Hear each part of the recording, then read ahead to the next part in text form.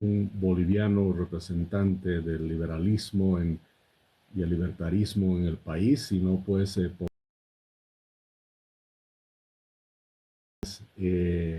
libertarias de Latinoamérica y especialmente de México. Muchas gracias. No, muchas gracias, don. Quedamos muy agradecidos de verdad. Y en tal sentido, don Jaime, pues para comenzar, ¿cuál es su impresión de lo que viene? Un primer acercamiento. Se reunió hace unos días el nuevo presidente con Marco Rubio, bueno, lo cual marca un distanciamiento muy marcado con los anteriores gobiernos socialistas. ¿Qué piensa usted que viene para Bolivia en los próximos meses, años, desde su perspectiva? Bien, yo creo que primero ha sido muy importante desde el punto de vista político e histórico el hecho de que no tenemos más un movimiento al socialismo como presencia en el ámbito de la política y el poder en estos momentos. El movimiento al socialismo ha sido reducido a a su mínima expresión. Y por supuesto esto abre una gran oportunidad después de más de 2 décadas de poder darle un rumbo diferente al país. Rodrigo Paz se ha caracterizado, lo ha dicho, ha mencionado que él es más de centro, pero ya el hecho de que no tenemos una presencia del socialismo, de una izquierda tan destructora y los indicios que ha dado Rodrigo Paz en los últimos eventos, de primero no ir con el bloque de Venezuela, de Nicaragua, de Cuba, el aperturarse a los Estados Unidos, dar mensajes de apertura económica, el buscar a los organismos multilaterales y por supuesto el haber tenido una reunión con empresarios bolivianos como una de las primeras reuniones una vez habiendo sido elegido. Por supuesto son eventos que marcan un hito importante en la forma en que la política estatal se ha conducido.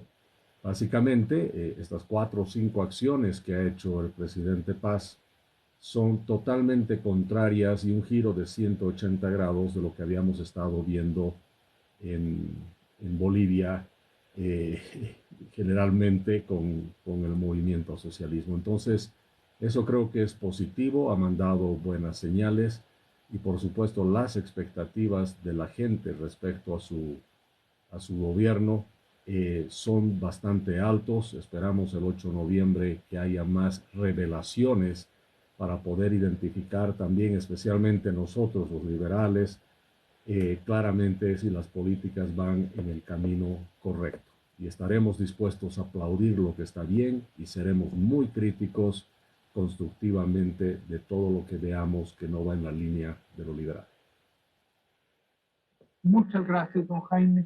Bueno, el gobierno de Evo Morales, este dominio sobre la política boliviana, inició en 2006, estamos por cumplir 20 años de un dominio casi incontrastable, en donde vimos enormes abusos, agresión contra legisladores de la oposición, gobernadores, alcaldes, y bueno, pues además una marcadísima preferencia por estos países que son como Cuba, Venezuela, bueno, pues dejando el prestigio de la diplomacia boliviana en el camino. En tal sentido, don Jaime, eh, obviamente, pues estos 20 años de socialismo dejaron un Estado plagado de actores proclives a esta ideología. En tal sentido, bueno, viene la segunda parte más difícil, que es precisamente librarse de las acechanzas, de las trampas, de todo el personal que está allí probablemente conspirando en contra del nuevo presidente. Dólares, pocos recursos, con problemas ya para la extracción de gas, Bueno, la situación económica se nota muy complicada, realmente pues, no se ve de dónde pudiera venir los recursos, a veces da la impresión, ni siquiera su punto de vista, de que, bueno, pareciera que al señor Rodrigo Paz, en vez de administrar un gobierno, pues más bien va a administrar la ruina que le dejó el socialismo. O estoy demasiado exagerando mucho. Mira, Víctor Hugo, yo creo que lo que dices en general es correcto. Tiene una labor, Rodrigo Paz, de hacer una reconstrucción de la economía.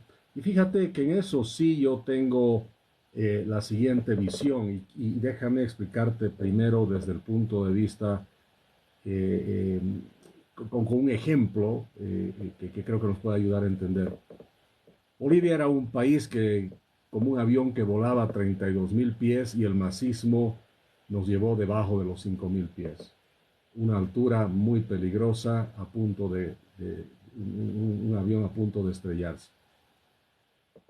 Rodrigo Paz, su labor va a ser volvernos a los 32.000 pies, volvernos a lo que debería ser normal para cualquier país.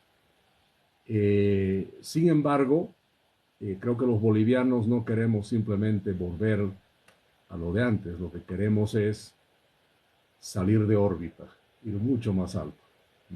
Es decir, es muy importante ir hacia cambios más profundos, cambios radicales en las formas que se hacen las cosas, cambios que tengan que ver con una visión de un nuevo país.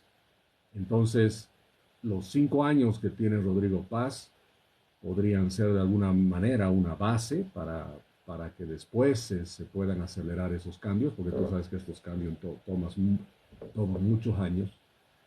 Pero creo que el gran rol histórico de Rodrigo va a ser el volver al país a algo de normalidad.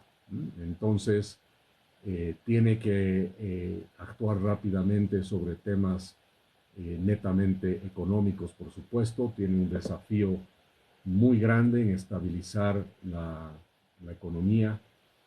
Seamos claros, la economía está totalmente destruida.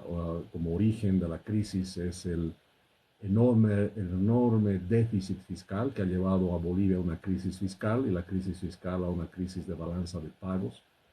Entonces, la gestión de Rodrigo va a venir a hacer los ajustes necesarios, porque Bolivia está en un momento decisivo, ¿no? Es un todo o nada. El ajuste es inevitable. La cuestión es si ese ajuste va a ser ordenado, si va a ser desordenado.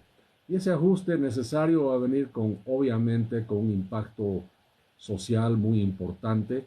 Y el gobierno de Rodrigo, es más, los primeros 100 días, creo yo, tienen que estar basados en una atención inmediata a la emergencia económica y energética que vive Bolivia, resolver el tema de abastecimiento inmediato de combustibles, porque no tenemos suficiente combustibles en el país.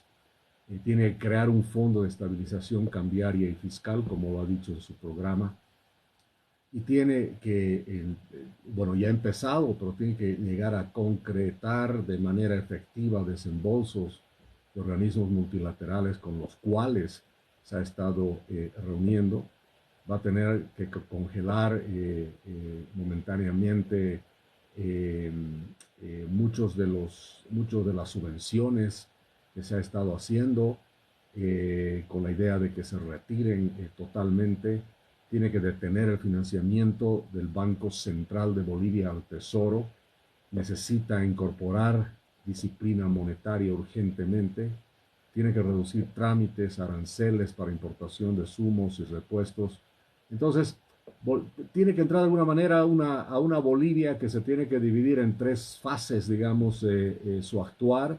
Una de emergencia y control total de la economía que está descontrolada, una parte de estabilización y credibilidad para que se gane pues la suficiente credibilidad que los cambios están funcionando, y una consolidación de confianza, le llamaría yo. Entonces el desafío es tremendamente grande y te darás cuenta que otra vez, con otro ejemplo, ¿no? Yo digo, la economía es como un ciudadano que ha sido atropellado por un autobús, pues hay una operación urgente que hay que hacer de sala de emergencia antes de pensar en cambios y rehabilitación. Y me parece que por lo menos los primeros 2 a 3 años del gobierno de Rodrigo van a ser básicamente de sala de emergencia, Víctor Hugo, porque así de seria y profunda es la crisis con la que nos deja el movimiento al socialismo. Gracias, don Jaime. Y bueno, como usted señala, está un periodo económico y político prácticamente de emergencia, y cuál ya me imagino que esto va a ser un festín para el socialismo. Van a decir, con nosotros estábamos bien, y miren nada más el tiradero que está haciendo el señor Paz. ¿Cuál prevé usted que sea el actuar del socialismo, del MAS y del señor Evo Morales? Porque además, bueno, a estas fechas todavía el señor Donald Trump no ha declarado al MAS ni a los actores cercanos al señor Evo Morales como narcoterroristas, que es una etiqueta que le gusta mucho al señor Trump. ¿Cuál va a ser, desde su punto de vista, la perspectiva del señor Evo Morales y el grupo del socialismo? Mira, primero decirte, Víctor Hugo, que mi visión es que el movimiento al socialismo y Evo Morales son figuras que, comparado a lo que estaban antes en cuanto a apoyo popular, en cuanto a votaciones sobre el 50%, un movimiento al socialismo que ahora apenas sacó el 3%, y un Evo Morales que no, a pesar de todas sus influencias y artimañas, no logró ser candidato. Yo veo un movimiento al socialismo y un Evo Morales también muy reducido. Yo creo que especialmente el movimiento al socialismo como partido ya está agonizando. El problema es que se quieren llevar a la tumba a Bolivia con ellos. Se quieren llevar a Bolivia a la tumba con ellos. Y los bolivianos no vamos a permitir eso. Evo Morales ha mostrado una actitud de morir matando. Si yo no puedo, pues nadie puede. Esa es su actitud. Si a mí no me dejan, pues vamos a tratar que nadie más pueda. Esa actitud dañina, esa actitud perversa de un hombre además que debe saber todo Latinoamérica, Víctor Hugo, es un hombre que tiene 2 órdenes de aprehensión por casos de estupro, pedofilia y otros. Entonces, la ley tiene en este momento que actuar arrestando a Evo Morales por las órdenes que tiene. Él tiene cuentas pendientes con la ley, pero todavía el poder que él tiene en este entramado prebendal del Estado hace que él tenga una protección de alguna manera. Creo que el gran desafío de Rodrigo Paz, y he tenido la oportunidad de hablar no solo con él, en su momento con Jorge Tuto Quiroga y otros candidatos, respecto a mi programa de gobierno y las acciones que yo hubiese hecho o haría si fuese presidente. Y Víctor Hugo, yo lo decía, y no es demagogia lo que voy a repetir, yo decía que en la primera hora de gobierno, mientras yo lea mi discurso presidencial, declararía a la justicia totalmente independiente del Poder Ejecutivo, y eso sería un mensaje poderoso a todos los administradores de la justicia para que actúen en ley. Y eso significaría que mientras yo lea el discurso, se debería estar procediendo al arresto, no solo de narcotraficantes, de avasalladores, violadores, ladrones, asesinos, que todos tienen de alguna manera un acuerdo con el Estado y sus procesos están archivados cómodamente en algún lado. Entonces, en esa primera hora, declarando la independencia de la justicia, se debería tener en ese mismo día de la posesión del presidente el arresto de Evo Morales. Porque tiene, repito, dos órdenes de aprehensión realizadas, emitidas en el gobierno masista de Arce. Entonces, es importante que se mande un mensaje contundente a Bolivia y al mundo que la justicia ha vuelto, y una de las mejores maneras de hacerlo es que se ejecuten esas órdenes, repito, de aprehensión. Otra de las medidas que yo hubiese tomado, o tomaría si fuese presidente en la primera hora de gobierno, es justamente declarar al narcotráfico actividad terrorista inmediatamente y actuar de acuerdo a eso. No esperar que sea un país extranjero el que lo haga. No es necesario. Más allá del hecho de que Bolivia es suficientemente soberano para tomar muchas decisiones, es una decisión importante y necesaria declarar al narcotráfico actividad terrorista en Bolivia. ¿Por qué? Porque lo es. Bolivia hoy en día tiene una zona, se llama el Chapare, que está en el centro de Bolivia. Es justamente el territorio manejado y de alguna manera gobernado por Evo Morales. Es su territorio, donde por supuesto viven cientos de miles de ciudadanos bolivianos de bien, gente que quiere vivir en paz y se encuentra aterrorizada y de alguna manera prisionera, ¿no? Aislada en el Chapare. El Chapare es territorio boliviano, siempre lo ha sido y tiene que seguir siéndolo. Entonces, uno de los desafíos más grandes que tiene Rodrigo Paz no solamente es declarar la justicia independiente, no solamente es que las órdenes de arresto se ejecuten, sino que al mismo tiempo tiene que recuperar total y 100%, por supuesto, la soberanía sobre todo el territorio nacional, y eso implica especialmente sobre la región del Chapare. El desafío, como te darás cuenta, es muy grande y se debe hacer inmediatamente, se jura como presidente. Si se deja pasar mucho tiempo, yo lamentaría mucho que eso suceda, porque significaría que este gobierno de alguna manera empieza a caer en una especie de complicidad con el gobierno del pasado. Bueno, pues ojalá sea lo más auspicioso posible, don Jaime.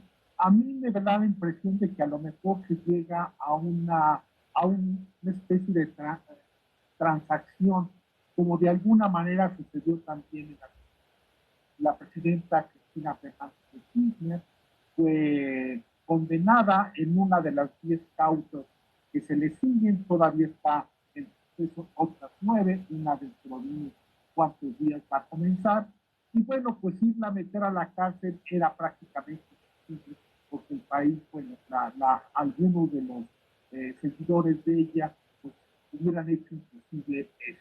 Y ella confiaba en que no iba a pasar eso. Y finalmente el acuerdo que se llegó, de alguna manera, fue, bueno, poner una tobillera electrónica y encerrarla en su casa, lo cual de todos modos pues, no ha servido de mucho, porque ella, bueno, sigue siendo quien orquesta la campaña electoral del peronismo, sale a bailar al balcón, a dar discursos a sus seguidores. Probablemente eso vaya a pasar con el señor Evo Morales, algo parecido. No sé, yo coincido con usted que sería una gran derrota del nuevo gobierno y de la justicia boliviana, pero me parece que este es un escenario factible, o no sé cómo usted lo ve. No, espero que no se dé eso, Víctor Hugo, aunque evidentemente desde tu punto de vista político y especialmente del cálculo político, se pensaría que habría que llegar a una especie de transacción, ¿no es cierto? Pero yo pregunto, ¿cómo un gobierno puede transar con pedófilos, con, con una persona, ¿no?, que usando el poder ha tenido sexo con menores de edad? Y hay no solo las pruebas, sino que tiene que primero presentarse ante la justicia para demostrar su inocencia si lo es y no lo quiere hacer. O sea, ni siquiera se ha presentado ante la justicia cuando ha sido citado. Ha ignorado completamente eso. Sería muy lamentable ver al nuevo gobierno negociando con una persona que ha cometido esos delitos. Porque imagínate para nosotros los liberales, estimado Víctor Hugo, ¿qué significa esto? Primero, significaría que la ley es negociable. Dos, significaría que hay ciudadanos de primera y de segunda ante la ley. Y tres, significaría que no hay igualdad ante la ley. Entonces, por eso el desafío es tremendamente grande. Obviamente, desde el punto de vista político, puede ser muy complejo realizar ese tipo de arresto, pero el tema es que es necesario y se tiene que hacer. Ahora, por el otro lado, bueno, puede que pierdas mucha popularidad en el voto, digamos, ¿no? Por lo que estás haciendo. Pero, ojo, ya has sido elegido presidente y no puedes estar jugando a estar en campaña todavía. No solo eso, yo firmemente creo, y cuando yo era candidato, siempre le mencionaba a mi equipo, que así como estamos dispuestos a ganar la mayor cantidad de votos, vamos a estar siempre dispuestos también a perderlos por defender nuestros principios y nuestros ideales, porque esos no se transan. Entonces, Víctor Hugo, el desafío es grande y el momento que se note de que hay algún tipo de transacción con la justicia, yo creo que va a ser un impacto duro de debilitación en la ley, en la legitimidad, ¿no es cierto?, del cambio que se quiera hacer, especialmente en la justicia. No puedes cambiar la justicia para bien haciendo concesiones especiales a ciertos ciudadanos. Eso es inaceptable. Gracias, don Jaime. Usted pregunta, bueno, ¿cómo puede un gobierno transar con un pedófilo? Pues yo le diría, bueno, como lo hizo el gobierno mexicano, que fue y rescató al señor Evo Morales, lo abrazó, lo buscó, lo trajo a México, incluso con estas niñas que él violaba, y que así le permitió seguir con su actividad pedófila, como han revelado muchos medios internacionales. Y bueno, pues al gobierno mexicano no le importó, incluso la propia presidenta Claudia Sheinbaum, hace unos días cuando ganó el señor Rodrigo Paz, tuvo pues no palabras de lamento por la impunidad de Evo Morales, sino que ratificó su alianza y llamó a la unidad, a la izquierda bolivariana. Todavía es fecha que la señora Claudia Sheinbaum no ha dado una felicitación al nuevo presidente de Bolivia. Pues me parece que es una actitud lamentable, infantil del gobierno mexicano. Y bueno, eso me lleva también a una pregunta, don Jaime, como mexicano. Como usted sabrá, bueno, pues el presidente López Obrador vendió la reforma al Poder Judicial en México, de la destrucción de este Poder Judicial, diciendo que, bueno, se iban a elegir ahora hacia los jueces, y la presidenta ha continuado con ese discurso diciendo que México es el país más democrático del mundo porque aquí se eligen. Desde su perspectiva, don Jaime, ¿cuál es la experiencia que nos ha dejado este cambio también solicitado por Morales y compañía sobre la elección popular de jueces en México? ¿Cuál es su perspectiva? En México, bueno, pues está demostrando ser un gran fracaso, pero me gustaría mucho contar con su perspectiva en el tema político. Mira, Víctor Hugo, el decir que se van a elegir magistrados, jueces, mediante un proceso democrático, una elección a nivel nacional, en principio parecería que suena muy bien. Bueno, para los oídos de los amantes de la democracia, que somos todos, es una manera de, por supuesto, elegir sin que el poder central vaya a determinar a dedo quiénes van a ser los jueces, los magistrados, y por lo tanto da una impresión de que es no solo lo más transparente, sino lo más justo. Pero no nos olvidemos que la izquierda, el socialismo, en realidad usa este tipo de eventos, de situaciones y de palabras como justicia, como transparencia, para hacer todo lo contrario. ¿Cómo tú puedes en un proceso electoral de jueces, judiciales, y magistrados, actuar con transparencia si primero son candidatos que el oficialismo manipula para que sean todos los candidatos a favor del mismo oficialismo? Primer tema. Segundo tema, la manipulación que existe en la lista de candidatos y el hecho que los mismos ciudadanos no llegan a comprender quiénes son y qué hacen, hace que el voto sea simplemente un acto de tratar de legitimar, en muchos casos, a jueces y magistrados que son elegidos con una ignorancia completa y absoluta de la gente que vota por ellos. Es más, en Bolivia, no recuerdo los montos, los números exactos, pero hemos tenido jueces, magistrados elegidos, porque es la simple mayoría, ¿no es cierto? Entonces tú tienes 4 candidatos, uno saca 10%, el otro saca 5%, el otro saca 4%, el otro saca 1%, y con 10% puedes ser elegido, solo por estar primero, no importa cuántos votos realmente tuviste. Y eso ha llevado que en Bolivia tengamos una crisis total y absoluta en todo el sistema judicial, justamente por estas personas que han sido elegidos ni siquiera por tener el mérito que avale la candidatura que tuvieron. Prácticamente, excepto 1 o 2 excepciones, con 0 meritocracia.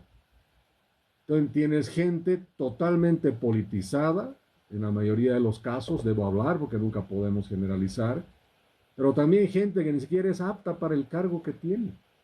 Y hemos tenido un desastre, un sistema judicial que es un desastre total y absoluto. Es más, por el hecho de que hay la opción de tener que elegir, en realidad la obligación de tener que elegir, hemos llegado a un punto, estimado Víctor Hugo, por ejemplo, nuestro Tribunal Constitucional, así como otras instancias e instituciones del Estado, tú tienes autoprorrogados. Es decir, ellos mismos se han encargado que no se tenga que elegir a nadie y se han quedado en el cargo, teniendo el poder de manipular la Constitución, ¿no es cierto? Y ante la presión de la gente han declarado en Bolivia, en las últimas elecciones judiciales y de magistrados, se ha elegido no en todos los departamentos de Bolivia, sino han votado algunos departamentos para elegir a algunos miembros del Poder Judicial y del Tribunal Constitucional, y al final hemos quedado en una situación donde tenemos algunos prorrogados, autoprorrogados, y otros que sí han sido elegidos legítimamente. Y al final tenemos, pues, en el caso del Tribunal Constitucional, un Tribunal Constitucional totalmente descarriado, totalmente funcional a quienes se han autoprorrogado y cogobierna con el presidente. El Tribunal Constitucional ha decidido meterse en todos los procesos administrativos e institucionales del país, hasta definiendo cosas que tienen que ver con el Tribunal Electoral y otros tribunales y otras instituciones del Estado. Han puesto hasta en peligro en su momento que haya las elecciones. Podrían haber declarado la continuidad del mismo presidente. Es decir, este proceso de elegir ha sido todo lo contrario. ¿Y qué hemos terminado eligiendo los bolivianos? A gente inepta, corrupta, gente que está ahí no por meritocracia, sino porque políticamente y de una manera manipulada han llegado a ser candidatos, un proceso electoral donde por la porcentaje de votos no tiene ninguno de ellos, o la mayoría de ellos no tiene ningún tipo de legitimidad, y por el otro lado se les ha otorgado, imagínate, como ciudadanos, les hemos entregado poder, un poder a través de la Constitución y las leyes, a personas que han utilizado eso a su favor, autoprorrogándose más allá de los límites, poniéndose en flagrancia todos los días, violando la Constitución, y resulta que los bolivianos no podemos hacer absolutamente nada. Ese mecanismo de disfrazar un proceso democrático y supuestamente transparente con una elección judicial, creo que es uno de los peores errores que puede cometer cualquier país, en este caso México. Gracias, don Jaime. Bueno, cuando usted hablaba de las características de los nuevos jueces, me parecía, bueno, ver retratado a los nuevos jueces mexicanos, algunos de ellos siendo con playeras partidistas a los eventos de la presidenta y, como decimos en México, echándole porras y bueno, me parece que realmente la división de poderes ya es algo inexistente en México y es uno de los logros de esta ideología nefasta que es el socialismo del siglo XXI. Mire, estamos llegando a la parte final de nuestra entrevista. Yo tengo un par de preguntas todavía. La primera, hace unos días hubo elecciones intermedias en Argentina y bueno, pues para muchos les sorprendió el resultado. Javier Milei pues, obtuvo en Argentina una ratificación a su mandato. El kirchnerismo quiso hacer ver esa elección como un referéndum y le salió un tiro por la culata. El próximo día 16 de noviembre hay elecciones presidenciales en Chile y hay la posibilidad de que los dos candidatos que pasen al balotaje sean, llamémosle así, de derecha. Puede ser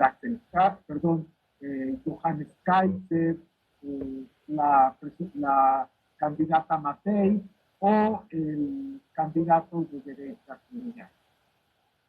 Y bueno, todo esto pues habla para muchos analistas de un ciclo que se va cerrando del fin del socialismo del siglo XXI en América Latina e inicia pues un ciclo más bien de políticas no de derecha sino liberales, libertarias, de mayor autonomía, de mayor exigencia y de jóvenes, una nueva generación que exige más resultados al Estado o que deje de estar allí obstaculizando los esfuerzos. Yo no sé si usted coincide con esta visión, don Jaime, de que hay un ciclo que se cierra y otro que va surgiendo más bien orientado hacia una mayor responsabilidad y libertad individual, don Jaime. Definitivamente, Víctor Hugo, se va cerrando un ciclo. Y mira, lo importante para nosotros, los liberales, los libertarios, es que vemos en vivo, en directo, en carne propia, una batalla cultural en curso. Como decía Gramsci, a mí no me gusta citarlo mucho, pero él decía, toda revolución comienza en la cultura. El kirchnerismo en la Argentina, estábamos hablando de Milei, había ganado esa batalla cultural durante muchos años, muchas décadas, y Milei entendió que sin reconquistar la cultura no se puede reformar la economía. Y es más, la primera parte de su gobierno, sin tener congreso, sin tener participación importante en el Congreso argentino, ha sido un trabajo muy duro para él de reconquistar la cultura, y se dio cuenta también que sin tener todo el poder político no se puede reformar la economía. Entonces, creo que esta batalla cultural está en curso. El impacto de Milei, además te comento que en la región más al sur de ustedes y en Bolivia es muy importante, significa inspiración ideológica, tiene también en Bolivia un importante efecto político con todos los movimientos liberales que hemos logrado congregar en una sola fuerza política en el caso de mi candidatura. Entonces tiene un efecto muy importante. Ahora, a nivel Latinoamérica, hay un despertar liberal, libertario, lo llamemos, en América Latina. Esta emergencia de un liberalismo espontáneo, anticorporativo, creo que es muy importante. Creo que vemos jóvenes hartos del clientelismo, de la corrupción. Y fíjate, Víctor Hugo, ¿no?, que debe ser el caso de México también, la cantidad de gente joven que se une a esta batalla cultural, donde claramente la juventud, pasa mucho en Bolivia también, ha encontrado además no solo en el libertarismo un fin del clientelismo, de la izquierda, la corrupción, sino también algo muy importante que yo hablo siempre, que es una identidad también moral y de principios y de convicciones, más allá que el tema económico solamente. La libertad frente a este Estado omnipresente, una autonomía frente a este control ideológico, plantear la propiedad privada, la descentralización administrativa, el mérito, la meritocracia, una palabra que durante 20 años no se pronunciaba en Bolivia, no era parte del léxico, la política y la administración del Estado. Entonces, en Argentina con Javier Milei, ¿no? Ahí se ve uno de los primeros ejes de expansión, digamos, de la libertad. Chile, Perú también con movimientos juveniles que están promoviendo las ideas de la libertad. Ver lo que está sucediendo en otros países, pues son factores que nos están dando a entender claramente de que se está impulsando este auge libertario. Y todo esto es resultado, repito, quiero insistir en eso, de causas económicas y morales, ¿no es cierto? Crisis del intervencionismo, el colapso de los modelos redistributivos que hemos visto en Venezuela, en la Argentina antes de Milei, el kirchnerismo, en Bolivia con el masismo, en Nicaragua. Todo eso ha demostrado, ¿no?, que el Estado no puede reemplazar al mercado sin destruir la vida de sus ciudadanos, de su moneda y por supuesto, poniendo en crisis no solo la economía, sino los principios, la moral, la ética, la fe, ¿no? La fe entra en crisis en estos países también con la izquierda y temas fundamentales como la familia siendo el tejido, parte más importante del tejido social de cualquier sociedad. Entonces, la gente ha empezado a entender, ¿no es cierto?, que los cambios hacia la libertad son necesarios.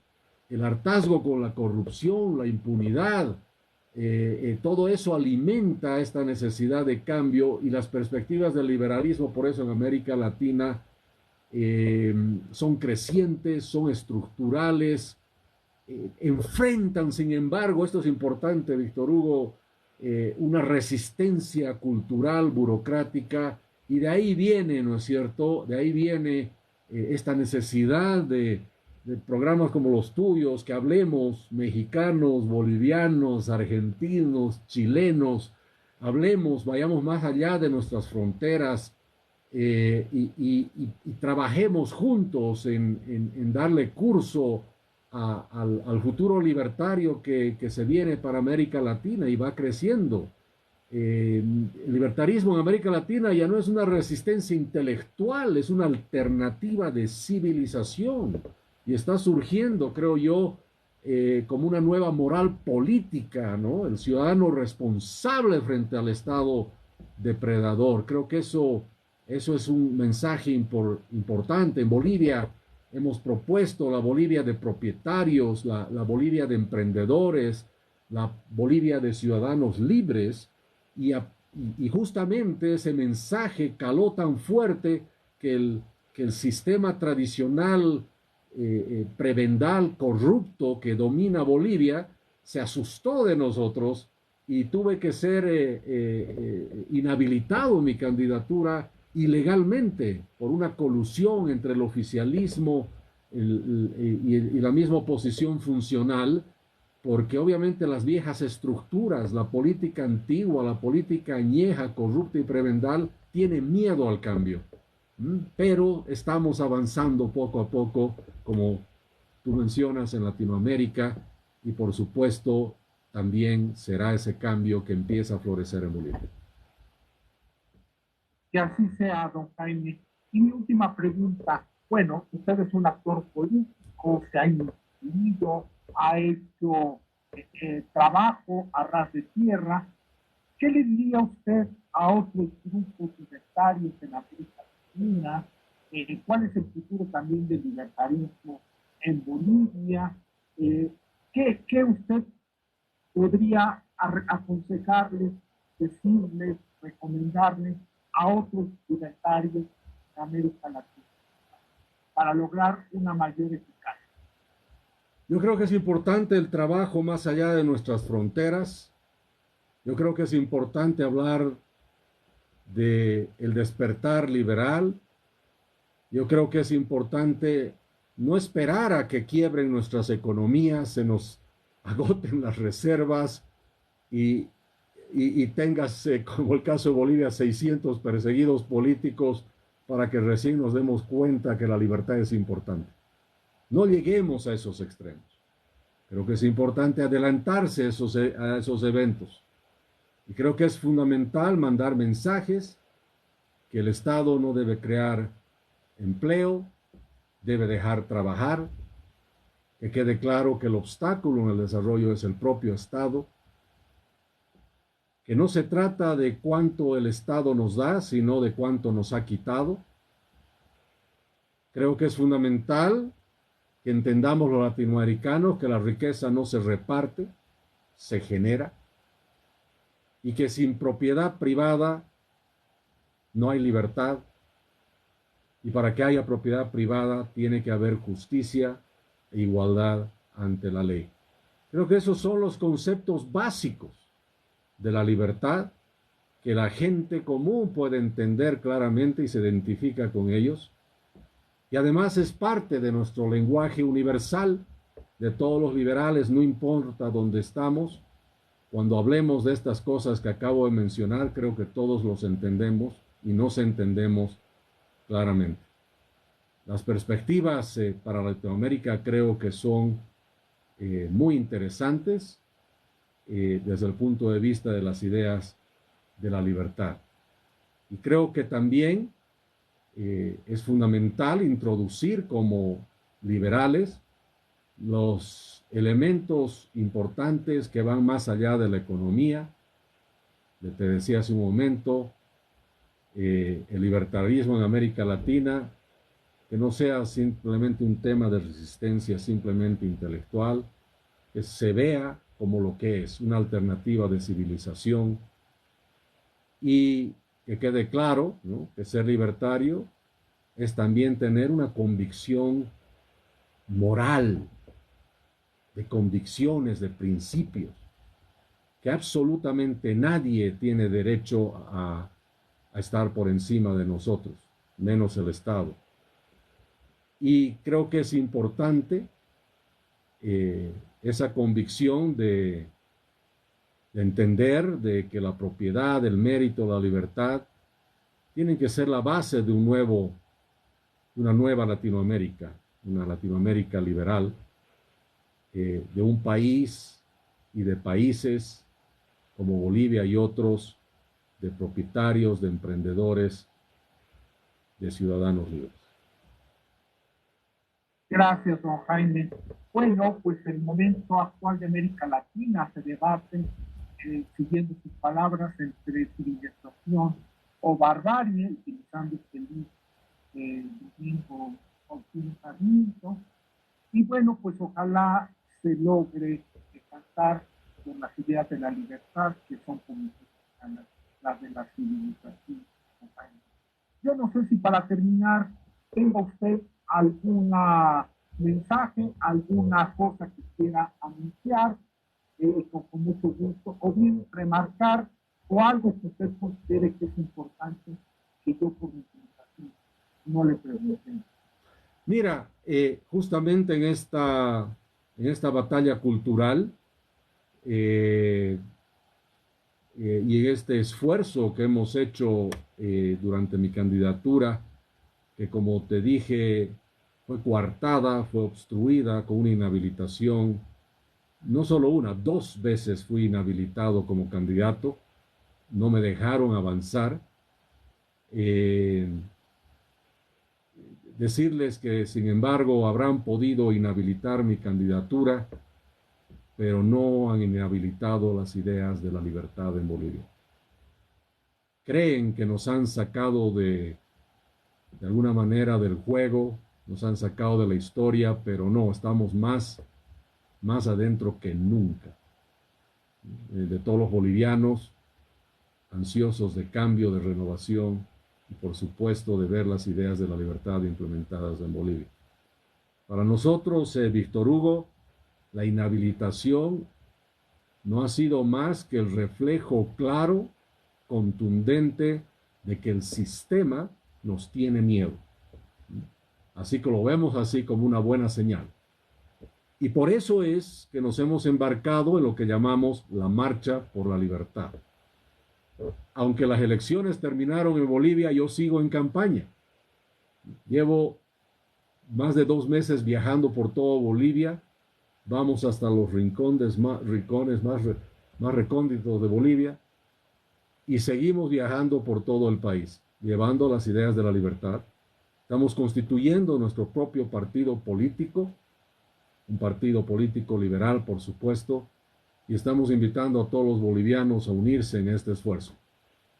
Nos encantaría mucho a través tuyo hacer todos los contactos necesarios para poder trabajar por las ideas de la libertad desde el norte de nosotros, desde México, hasta el sur de la Patagonia de Latinoamérica, y nosotros los bolivianos estando al centro creo que podemos colaborar mucho en esa batalla cultural y la marcha de la libertad latinoamericana la podríamos llamar.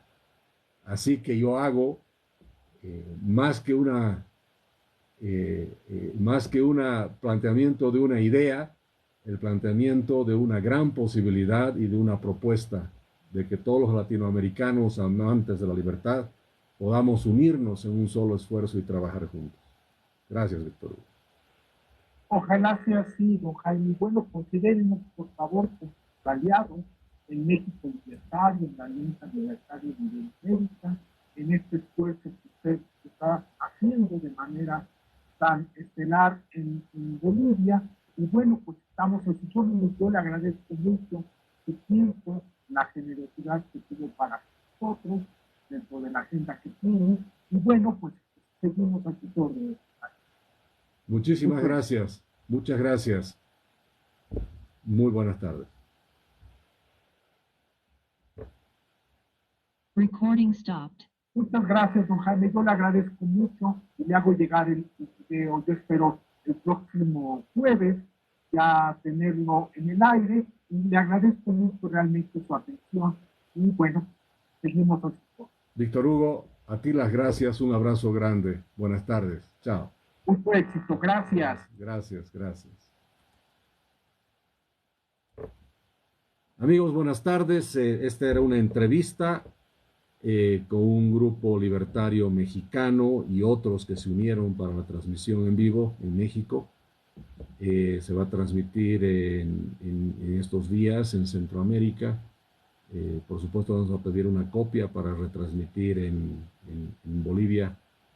Les agradezco muchísimo, muchísimo por todo su apoyo.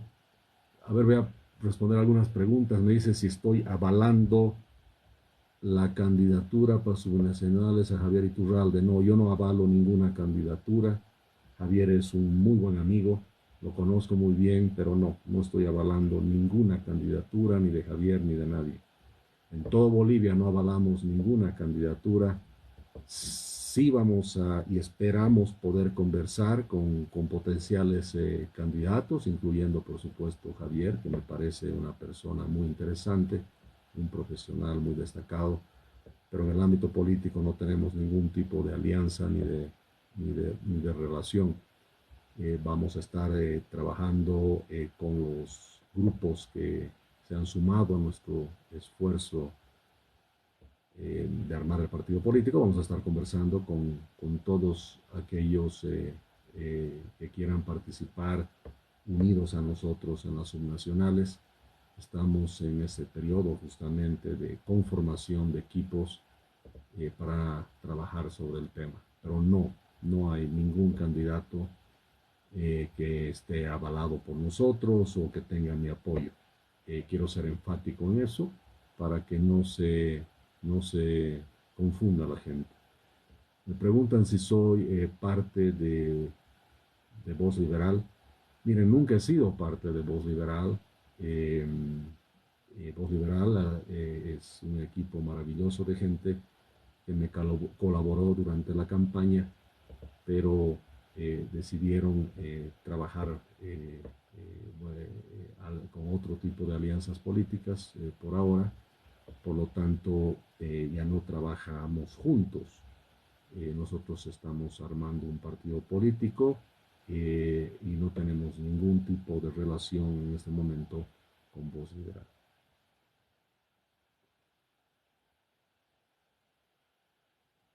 ¿Qué opina de la reunión de Rodrigo Paz con Marco Rubio? Bueno, hay que restablecer las relaciones internacionales con los Estados Unidos, es muy importante. Estados Unidos es el jugador más importante de la economía mundial. No podemos estar, ¿no es cierto?, lejos de la economía mundial. No podemos estar lejos de los países y además más allá de las instituciones que son los jugadores más importantes de la economía mundial.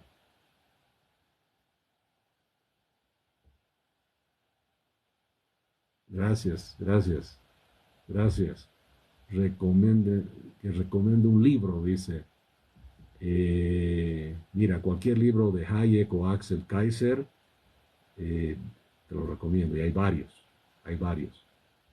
Camino de servidumbre de Hayek, por ejemplo, o de Axel Kaiser, eh, desde el economista callejero, otro libro también interesante. Bueno, hay varios, pero se me viene a la cabeza ahorita el economista callejero, que es muy bueno, de Axel Kaiser. También el otro que es un libro que sí o sí tienen que leer de Axel Kaiser es la fatal ignorancia de Axel Kaiser. Don Jaime dijo que abrirá una escuela para crear nuevos políticos. Sí, sí, sí, sí. Nuestro partido político tiene en sus estatutos la conformación de una escuela de liberalismo, así que estén atentos, vamos a estar haciendo los anuncios más adelante. ¿No? La verdad es que no va a ser este año, para el próximo año, para que obviamente puedan participar los militantes del partido y cualquiera que sea candidato de nuestro partido tiene que haber aprobado todos los cursos de la escuela liberal. No puede ser candidato liberal si no has aprobado los cursos de liberalismo, por supuesto. Vamos a ir para las subnacionales, estamos trabajando en eso, hay una estrategia, no tenemos el partido político, tenemos que utilizar otro tipo de esquemas, tal como está en la ley de partidos políticos y la ley electoral también. Un gusto, queridos amigos, saludaros a todos, los voy a dejar, les mando un abrazo grande, tengo que terminar varios temas y estoy con mi querido padre muy delicado de salud y voy a estar atendiendo eso en un momento también. Les mando un abrazo grande a todos, un abrazo liberal a todos.